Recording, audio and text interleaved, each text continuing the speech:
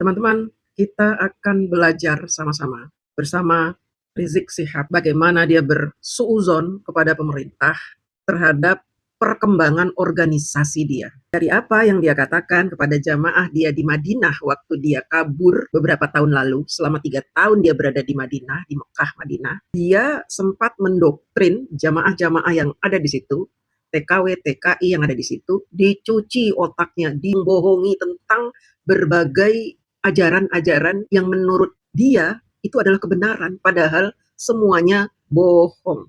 Kenapa ini perlu kita pelajari, perlu kita analisa, karena supaya kita tahu siapa Rizik Sihab sebenarnya. Karena sampai saat ini pendukung Rizik Sihab masih sangat banyak, hanya saja mereka pecah. Sebagian ada yang sudah tidak percaya kepada Rizik ketika Rizik Sihab tidak mau tes DNA, sebagian lagi masih percaya, masih taat, tunduk, patuh, bahkan masih menjadi militannya Rizik Sihab. Jadi di setiap postingan yang membahas tentang Rizik Sihab, pasti mereka berkata kotor dan menuduh kitanya ahli neraka. Ada juga sebagian dari jamaahnya Rizik Sihab yang setengah percaya, setengah enggak, gitu. Nah, orang-orang yang setengah percaya, setengah enggak ini harus diyakinkan dengan pembahasan dan analisa-analisa terhadap setiap ucapan dari Rizik Sihab. Di video saya sebelumnya, saya sudah menampilkan bagaimana seorang Rizik Sihab berani mendoakan yang buruk buat pemerintah, buat presiden, buat pendukung presiden, bahkan buat kita umat Islam yang mendukung presiden. Nah, dalam ceramah Rizik Sihab berikut ini yang akan saya tampilkan, ya, Rizik Sihab ini membagi masyarakat Indonesia ini ke beberapa golongan. Golongan pertama yaitu mereka. Golongan mereka ini disebut golongan fundamentalis. Fundamentalis ini, fundamental itu kan dasar ya. Fundamentalis ini yaitu umat Islam yang kembali kepada ajaran yang asli, ajaran basic dari Islam. Seperti mereka kan maunya kita kembali lagi ke dalam ajaran Rasulullah yang asli. Kita alami saat ini di kitab minyak negeri. Bagaimana para habaib, para ulama kita, bagaimana tokoh-tokoh kita di Majelis Ulama Indonesia, yaitu mereka kecilkan, mereka hina-hina, bahkan mereka mencoba mencari kesalahan-kesalahan, bahkan kalau nggak ada kesalahan, kan buatlah fitnah-fitnah yang bisa diterima oleh masyarakat tentang mereka. Dan dusta. Jadi mereka menganggap bahwa mereka ini adalah kelompok Islam yang lurus, yang benar gitu. Selain mereka itu salah, sesat, menyesatkan. Kemudian kelompok kedua adalah kelompok modernis. Bagaimana dengan kelompok modernis? Kelompok modernis bagi mereka yaitu statusnya aman, sehingga perlu diberikan ruang publik, diberikan ruang media, diberikan ruang dalam sistem pemerintahan, perlu didengar suaranya. Dan kalau ada dari mereka yaitu punya kesalahan, tutup itu kesalahan, jangan diviralkan. Kalau mereka melakukan kebaikan, sekecil apapun kebaikannya, maka itu harus diviralkan dan harus disebarluaskan. Dan penyebutan nama mereka harus lengkap dengan segala macam rentetan gelarnya, gelar kehormatannya, dan seterusnya, dan seterusnya.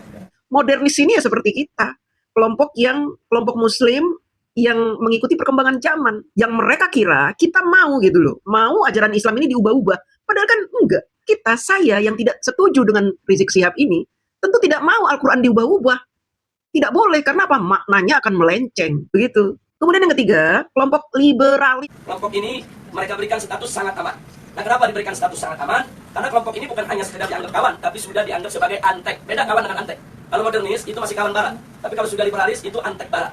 Nah, jadi mereka sudah tidak ada nilai kritis sama sekali. Nah, tapi justru kelompok ini yang mereka besarkan. Kelompok ini harus dibesarkan di seluruh negeri-negeri Islam.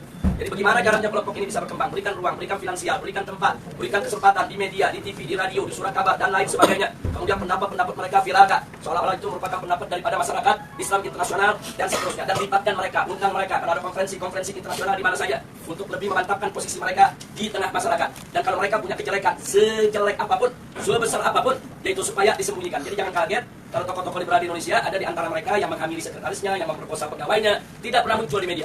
Jadi semua harus ditutup, tidak boleh. Tapi kalau mereka melakukan kebaikan sekecil apapun, maka kebaikan itu harus terus, yaitu dieksplorasi untuk kemudian diviralkan, disebarluaskan ke mana-mana. Nah, ini maka itu disebut ini kelompok status sangat aman. Yang terakhir, tidak ada pemerintah Bapak Joko Widodo melakukan hal seperti yang dia bahas di pertemuan Rizik Sihab beberapa tahun yang lalu. Kelompok liberal bebas melakukan apa saja. Bahkan mereka menuduh katanya pejabat-pejabat banyak yang liberal. Ada yang menghamili sekretarisnya, ada yang tutupin. Nah, kelompok ini nih yang menurut si Rizik Sihab ini yang berbahaya nih, modernis dan liberalis. Ada lagi kelompok yang menurut teman mereka apa itu tradisionalis. Jadi Rizik Syihab ini ingin supaya kelompok dia Islam garis keras ini ya, Islam yang nggak mau diutak-atik, pokoknya nggak boleh berubah, nggak mau dengan nama Pancasila itu haram, bendera haram, demokrasi haram, pokoknya maunya kembali ke Al-Quran, ke Sunnah, udah. Ini si Rizik Syihab menganggap bahwa kelompok tradisionalis ini adalah teman dia, teman mereka yang harus diakrapin. Yang tradisionalis, kelompok ini masih diberikan status waspada. Loh, kenapa dikatakan waspada? Sebab kelompok ini, walaupun mereka bukan fundamentalis, tapi memiliki 3 ciri yang sama dengan fundamentalis. Sehingga kelompok ini harus diwaspadai. Kalau kelompok ini tidak dijaga, maka nanti kelompok ini setiap saat bisa berubah menjadi fundamentalis. Padahal Rizik Syihab sering menghina ajaran tradisional. Seperti Sampurasun dipanggil campur racun. Jadi dia ngomong di sini apa, ya seperti itu. Jadi ketika berada di sebuah kelompok yang dia ingin cuci otaknya, dia pura-pura bisa menerima kelompok lain. Padahal ketika dia berada di kelompok itu, dia menghina, menghujat. Kemudian dia membohongi para jamaah tentang aksi-aksi yang sudah dilakukan dia di Jakarta. Katanya pada saat aksi U yang datang 300.000. Kemudian pada aksi 112 yang datang 8 juta. Sepertinya dibesar-besarkan 8 juta. Dan besoknya yang hadir itu hampir 8 juta orang, 7 juta orang lebih. Nah, jadi ini adalah pertolongan Allah. Tidak ada satu orang pun, satu manusia pun, satu tokoh apapun, sehebat apapun dia, yang mampu mengumpulkan manusia sebanyak itu dengan... Jakarta itu penduduknya 10 juta, datang dari Ciamis, dari mana, total 8 juta, ngawur gitu. Ngitungnya pakai apa itu? Jadi jemaahnya, wow, Allahu Akbar, ditipu mau aja.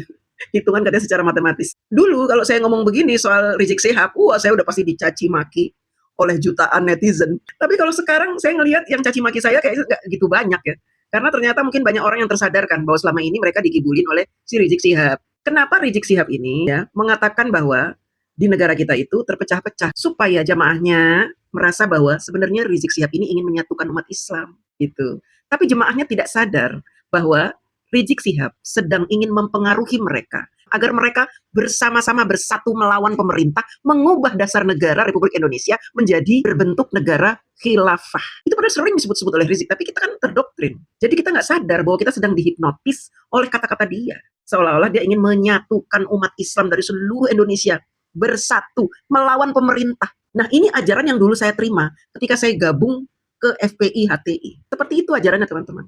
Bahwa kita harus melawan pemerintah. Kita harus mengubah negara Indonesia menjadi khilafah. Kalau kita mau masuk surga. Inilah yang diperintahkan oleh Rasulullah SAW dan oleh Allah Subhanahu wa Ta'ala, bahwa kita diciptakan supaya kita mendirikan negara khilafah berdasarkan perintahnya. Kalau kita nggak mau, kalau kita mengikuti pemimpin-pemimpin di negara yang bentuknya bukan khilafah, maka kita ini disebut ahli neraka. Namanya kita ditakut-takuti begitu, ya kan, neraka. Akhirnya, wah berarti kita harus melawan pemerintah nih, dengan apapun caranya, jihad nih. Karena kalau kamu jihad, kamu mati, surga wangi darah kamu gitu. Sementara dia kabur ke Mekah 3 tahun. Pengikutnya yang disuruh melawan pemerintah, pengikutnya yang disuruh melawan polisi, melawan tentara. Ya, akhirnya banyak yang ditangkap. Jamaahnya ini ya merasa bahwa Rizik Syihab ini utusan Tuhan yang memberikan perintah dari langit gitu. Bahkan ada tetangga saya bilang, hati dengan Rizik Syihab. Kamu tahu nggak? Dia sakti, dia bisa menghentikan Krakatau. Ketika Krakatau sedang bergemuruh, dia bisa menghentikan dari jarak jauh. Saya langsung, sehebat itu Rizik Syihab. Jangan macam kamu harus manggil Habib, nggak boleh manggil namanya. Kamu ditiup aja kamu bisa jadi kodok kamu loh. Sakti bener kayak nenek sihir, bisa menyihir kita. Saya akhirnya jadi bukannya makin percaya, malah makin nggak percaya gitu. Karena apa? Bualan-bualannya itu, ya, bualan yang nggak masuk akal gitu. Apalagi kita tahu dulu Rizik Syihab itu siapa. Sebelum dia pakai mudeng, dia itu siapa gitu, ya kan? Dia kan sekolahnya juga di sekolah Katolik. Harusnya si Rizik Syihab ini tidak memiliki sifat-sifat intoleran. Harusnya dia toleran. Karena apa? Di sekolah Katolik dan dia kalau sakit berobatnya nggak mau ke rumah sakit Islam. Berobatnya kemana? Ke Sinkaroles. Dia langganan kalau sakit ya dirawat di Sinkaroles. Karena apa? Memang bagus perawatannya di situ. Saya pernah ketemu ketika saya sedang nungguin suami saya. Saya ketemu dengan Rizik. Dia ada di lantai 4, saya di lantai 3 ya. Jadi saya ketemu. Berobatnya dia di Sinkaroles. Nah, jadi si Rizik ini teman-teman adalah orang yang paling munafik yang pernah saya temui di muka bumi. Karena apa? Dia bicara manas-manasin jamaahnya untuk melawan pemerintah. Dia jelek-jelekan pemerintah, menyebutkan bahwa pemerintah itu mendukung liberalis, mendukung modernis, tapi tidak mendukung fundamentalis, tidak mendukung tradisionalis gitu. Karena katanya tradisionalis itu diwaspadai. Padahal tidak seperti itu. Pemerintah sangat mendukung suku-suku budaya yang ada di negara kita. Sampai ada yang namanya Menteri Pendidikan dan Kebudayaan untuk menjaga kelestarian budaya gitu di negara kita. Tapi kan Rizik Syihab berkata berbeda karena ingin mencuci otak seperti itu. Bahkan dia menuduh katanya pemerintah itu membebaskan liberal. Liberal itu adalah sahabat pemerintah. Jadi olah-olah ya presiden, menteri, DPR, pejabat-pejabat itu semuanya orang liberal. Nggak ngerti sholat, nggak ngerti puasa, seenaknya ngubah-ngubah Al-Quran begitu. Nggak ada ilmunya gitu. Itu pencucian otak. Teman-teman, apa yang dilakukan oleh Rizik Syihab ini adalah suatu pembodohan umat Islam. Karena apa? Dia memanfaatkan kekuatan umat Islam yang sudah dia cuci otaknya untuk menyelamatkan dia, membantu dia membuat sebuah negara khilafah. Dia ingin menjadi presiden di Indonesia sebagai khalifah. Orang selalu diceritakan bahwa Rizik Syihab itu sakti, penuh keajaiban, bisa begini, bisa begitu, bisa menghilang. Supaya umat Islam yang tercuci otaknya ini menganggap dia ini sebagai Imam Mahdi. Dia kan selalu bercerita tentang kesaktian-kesaktian. Kemudian ketika FPI dan HTI dibubarkan, dia mulai putus asa. Apalagi dia terkena kasus, disidang dan dipenjara. Dia mulai putus asa. Kemudian dia mengeluarkan kata-kata bahwa kelompok fundamentalis banyak yang dikriminalisasi, dimakarisasi. Dia bikin istilah itu, kriminalisasi, makarisasi, kemudian terorisasi. Bikin istilah-istilah. Katanya ada ulama-ulama yang diteror, ada yang dituduh, ada yang dikriminalisasi. Padahal pemerintah, pihak yang berwenang, hanya menjalankan undang-undang. Ketika ada yang melaporkan mereka karena sudah melakukan sebuah kejahatan, radikalisme yang membahayakan umat lain, bahkan umat Islam itu sendiri, maka tentu pihak berwenang akan menangkap mereka karena mereka sudah melanggar undang-undang. Seperti saya misalkan, saya kan diteror oleh mereka, saya dikriminalisasi. Bahkan teman-teman saya banyak yang digebukin di masjid ketika mereka ikut ke dalam kelompok mereka melakukan demo. Teman saya itu dianggap penyusup, padahal hanya ingin mengambil video, digebukin di dalam masjid. Sampai biru-biru dan 2 bulan dirawat di rumah sakit. Ini kan sebuah kejahatan. Dan mereka di tahun 2019 ketika kalah pilpres, mereka membuat teror dan kudeta, memasukkan batu, bom molotov ke dalam ambulan untuk meneror, untuk melakukan keributan. Apakah polisi harus diam saja ketika polisi menangkap mereka dibilang kriminalisasi, terorisasi, makarisasi? Inilah si Rizik Syihab. Makanya saya tidak akan jemu-jemu menceritakan siapa Rizik Syihab supaya teman-teman tidak 2 kali dibohongi oleh orang ini. Orang ini tidak punya kesaktian apapun. Ilmunya bahkan sangat minim. Sehingga teman-teman tidak perlu minder kalau berdekatan dengan Rizik Syihab. Karena dia tidak punya ilmu, dia juga tidak punya rasa cinta terhadap tanah air, dan dia penuh dengan kebencian terhadap negara NKRI. Terhadap pemerintah yang cinta pada NKRI. Apalagi terhadap Bapak Jokowi. Dia sangat membenci Pak Jokowi. Bagi saya, kalau dulu saya pernah dipersekusi, tetapi saya tidak takut, dan sekarang saya lebih tidak takut lagi.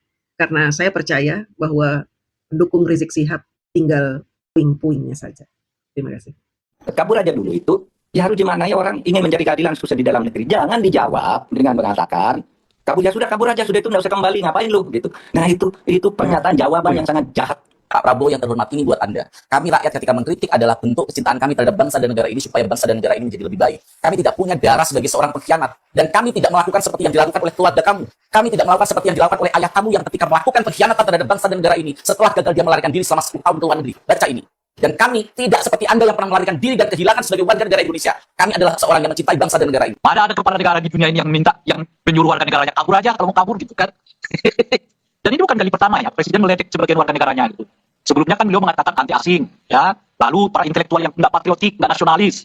Apa yang intelektual yang nggak patriotik, nggak nasionalis itu? Ya didefinisikan sendiri oleh Pak Prabowo. Pak, Bapak kok kayak anti kritik sih?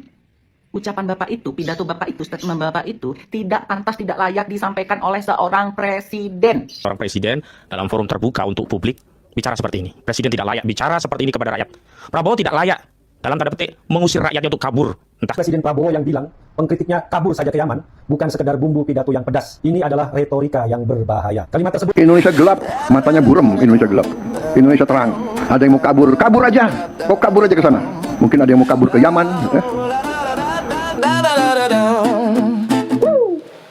Katanya negeri ini gelap gulita, padahal terang di mana-mana.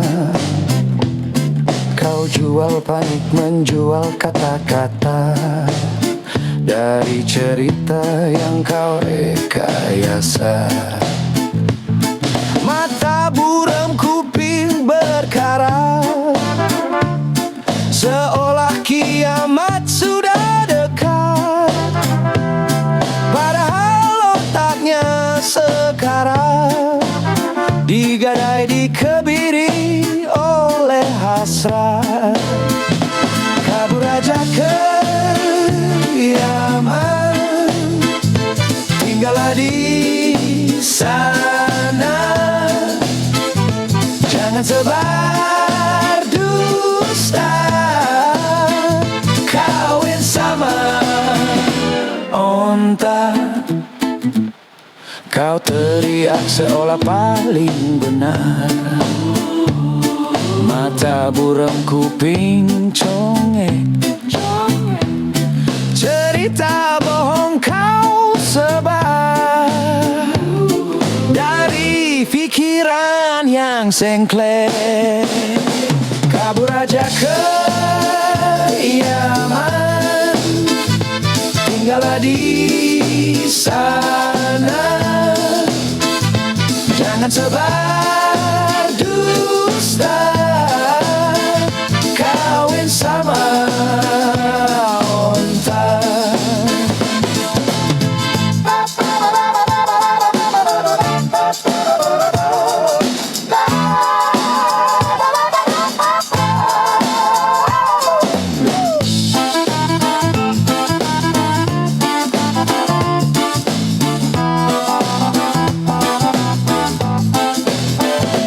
Kabur aja ke Yaman, tinggallah di sana. Tinggallah, tinggallah, jangan sebar dusta, kawin sama onta. Oh ayo, ayo, ayo, ayo, ayo, da da da da da da da da da da. Oh ayo, ayo, ayo, da da da da da da.